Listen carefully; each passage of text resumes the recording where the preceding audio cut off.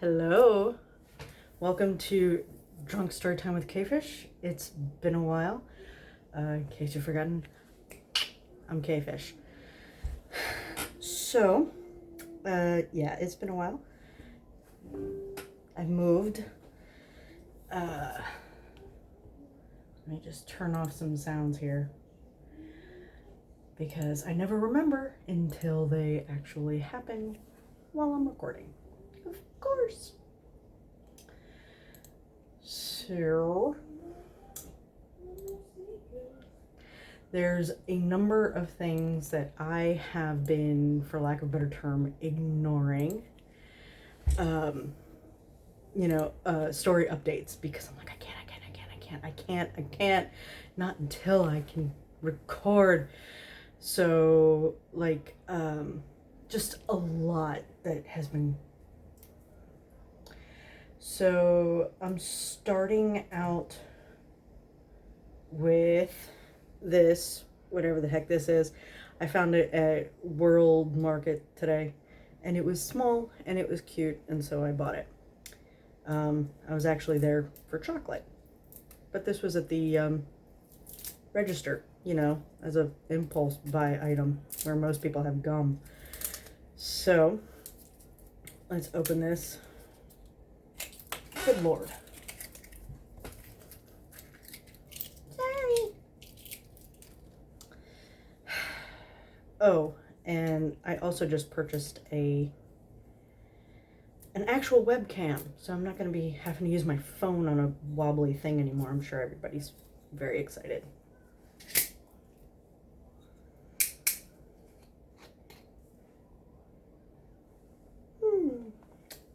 So it's called Lunetta Prosecco. It smells nice.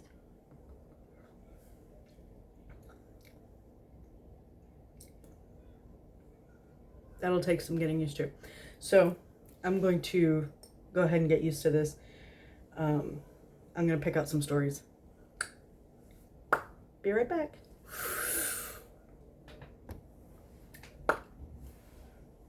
Back. So I'm almost done with this. It wasn't bad.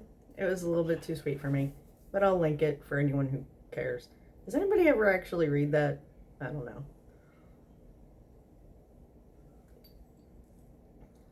It wasn't nearly enough. So, excuse me. So, that's down the drain. I also got this, which is a sparkling wine, True Colors, supporting LGBTQ acceptance with our proud partners. Estate bottled. Oh my god, I'm turning into an old person having to. Anyway, I was gonna get the big bottle, the one that has like the rainbow stripies, but it was like $20, and I'm like, I'm not spending $20 on a bottle of wine that I'm just gonna gluggy glug.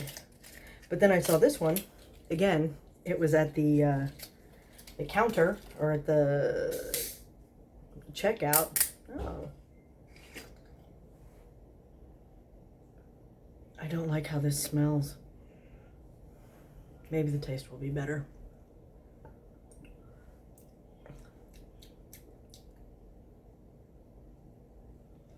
I'm not sure yet.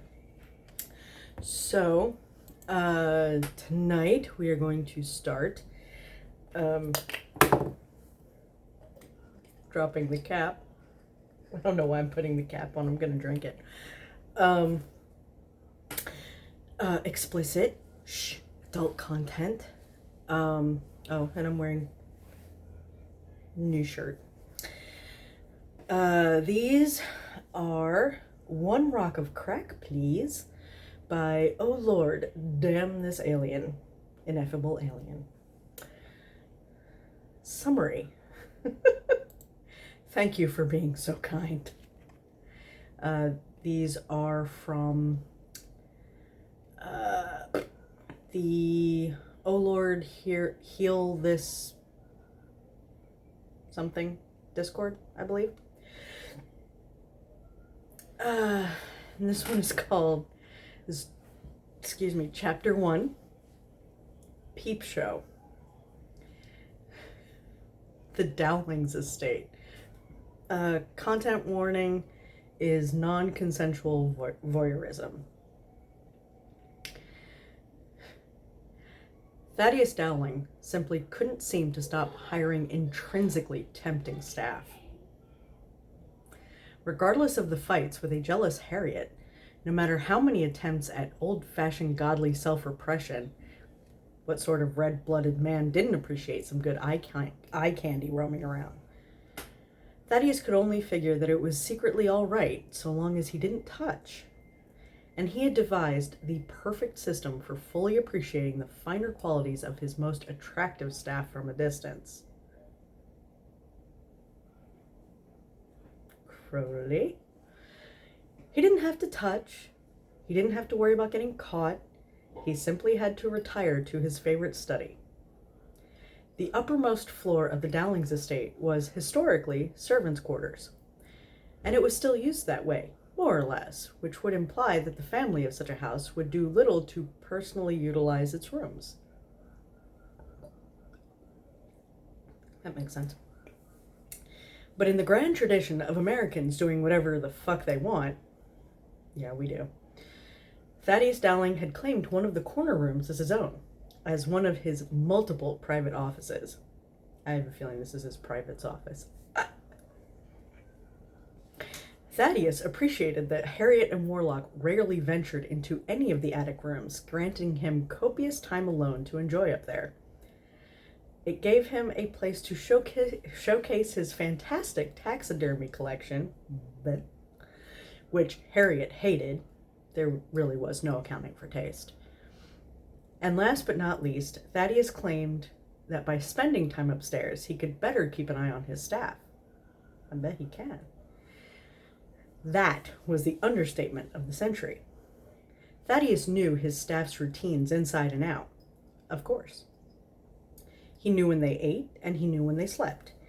He was currently making his way through the corridors and up the steps to the study in the servants' quarters because he knew when his sexiest staff member liked to shower.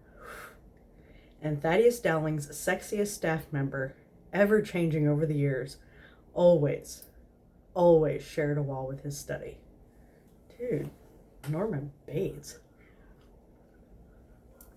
As he silently placed his jacket on the back of the desk chair and loosened his collar, Thaddeus's heart pounded with anticipation. For a moment, he merely stood at the wall adjoining the staff member's room, his ear tuned to it as he relished the shuffling sounds of life on the other side. Then, leaning forward silently, he took down a painting to reveal a large hole, which framed, through a gap between the walls, a much smaller hole, barely the diameter of a thumbprint. He had been addicted to this hire since day one. Desire incarnate, he supposed, kneeling in front of the hole, and shamefully his type. Oh my god!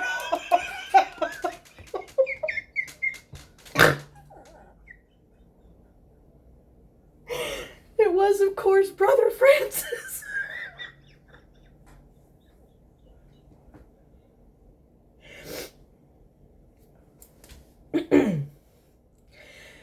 Brother Francis had gotten into the habit of taking hot showers the human way, having decided that was just what he needed after a long day in the sun, denying every bastardly impulse and being a perfect angel.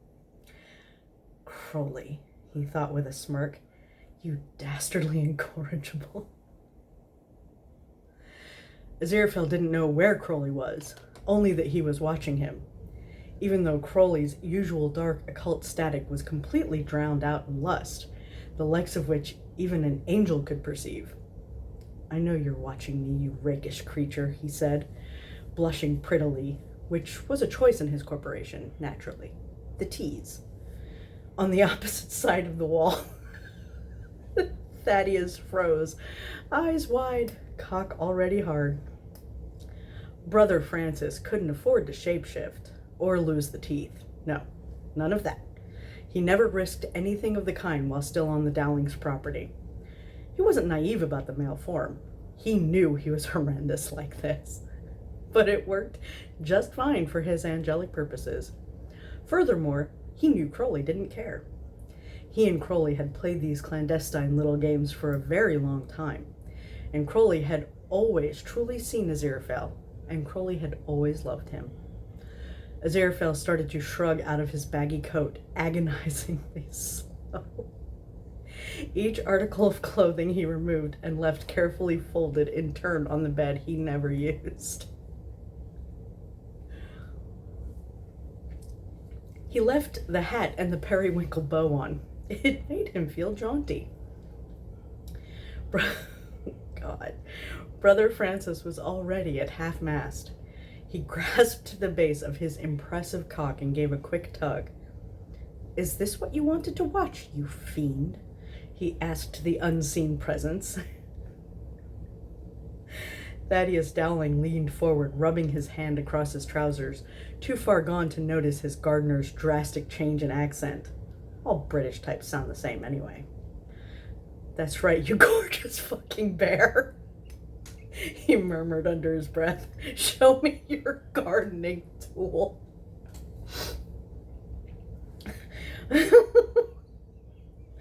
Unwittingly presenting his hard-on quite close to the offending hole in the wall, Brother Francis began to stroke faster. He occasionally ran his entire palm over the head of his dick and swiped back down its length to spread the wet pearls which were already beating like morning dew. Thaddeus undid his fly, then spat in his hand before thrusting it down inside his Stars and Stripes boxers. Yeah, he's absolutely the type that would wear those. He rushed to match Brother Francis's pace, jerking off. "And what would your head office say exactly?" Brother Francis cooed, pumping his fist harder. "If they knew you were watching me like this." Thaddeus winced. That was the last thing he wanted to think about. Dirty talk was always a plus, though.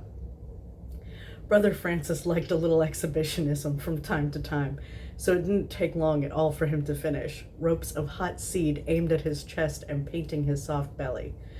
Thaddeus choked back a curse as he likewise flooded himself in his clothes. Brother Francis worried his lower lip with his massive front teeth, eyes fluttered shut. "Good Lord," he panted, patting down his mutton chops daintily. "Good Lord," he said again. "Well, my dear," he said, sounding a little bit dazed, "I believe I shall recommence my decompressing for the night, although that was a welcome surprise." He removed his hat and bow as he took a towel off the wall. "I very much look forward to seeing you tomorrow." Well, Jesus H. Christ, thought Thaddeus, this chubby devil's gonna lead me straight into hell.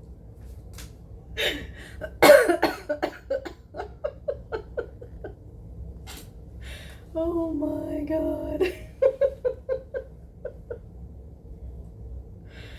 Oh God.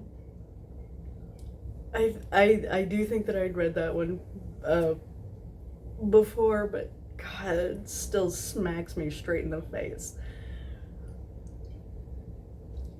All right.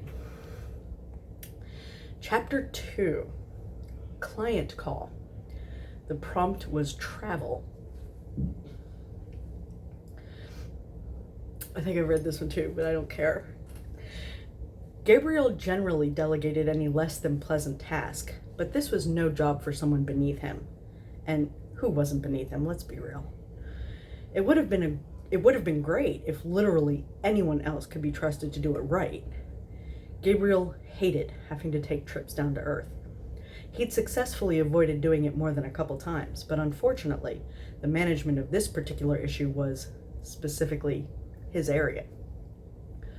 As if the whole world weren't lousy enough, he was not fond of today's mode of travel. He couldn't just step off the escalator and pop out of some beautifully streamlined steel office building in an industrial park in this neck of the woods without arousing suspicion. Slum City, he thought. No, He had to do things the old-fashioned way. Of course, to an immortal being who had been present for the construction of the illusion of linear time, everything was old-fashioned. Also new-fashioned. Anyway, that's not here or there. No, the Archangel Gabriel was forced to find a secluded spot and descend dramatically from the heavens, which took an obnoxiously long number of minutes, and cut him off from heaven's Wi-Fi way sooner than he would have liked. It wasn't as if there were any service where he was going. And then there were the humans themselves. Let's not talk about the clothes.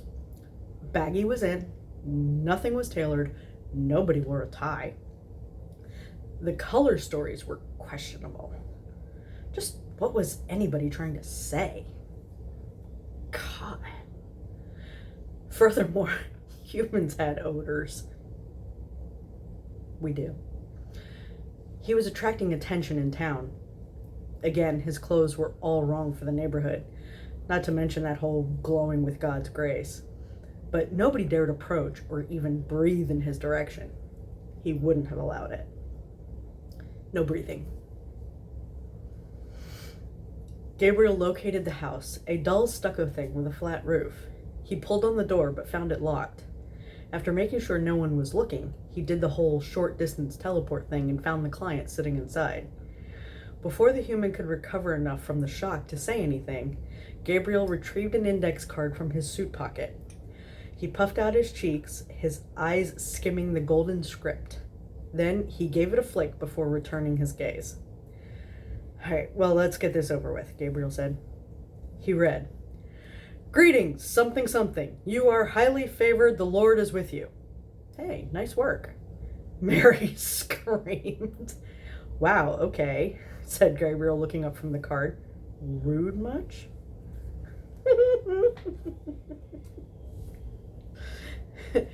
Fear not. Oh, God.